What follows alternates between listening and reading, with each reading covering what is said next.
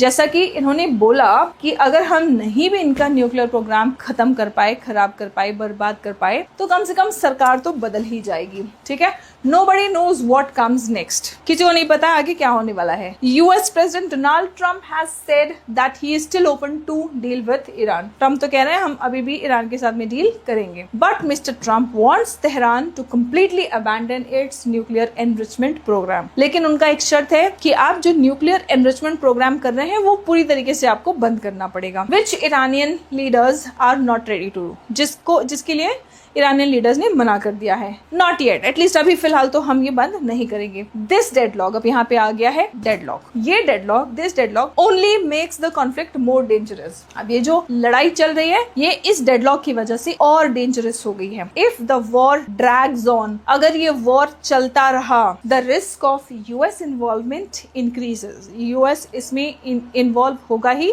इसका रिस्क बिल्कुल इंक्रीज होता चला जा रहा है। And if Iran retaliates by bombing American bases, और यूएस अगर इसमें इन्वॉल्व हो गया और ईरान ने यूएस के अमेरिकन बेसिस को अगर बॉम्ब कर दिया इन द पर्शियन गल्फ, तो इसका परिणाम क्या होगा? Shutting down the Strait of Hormuz और targeting tankers in the Gulf of Oman. It could trigger a security and economic catastrophe. यहाँ पर सिक्योरिटी और इकोनॉमिक कैटास्ट्रोफे आपदा आ सकती है। This is another reason why a ceasefire between Iran and Israel is urgently needed. ये और एक कारण है क्यों ईरान और इजराइल के बीच में शांति स्थापित करना बहुत जरूरी है। ठीक है, global powers particularly the US, Israel's chief patron, Israel का जो सबसे बड़ा सपोर्टर है, सबसे मेन जो सपोर्टर है, चीफ पेट्रन है यूएस, एंड रशिया, ये ग्लोबल पावर्स है ना। And Iranian ally,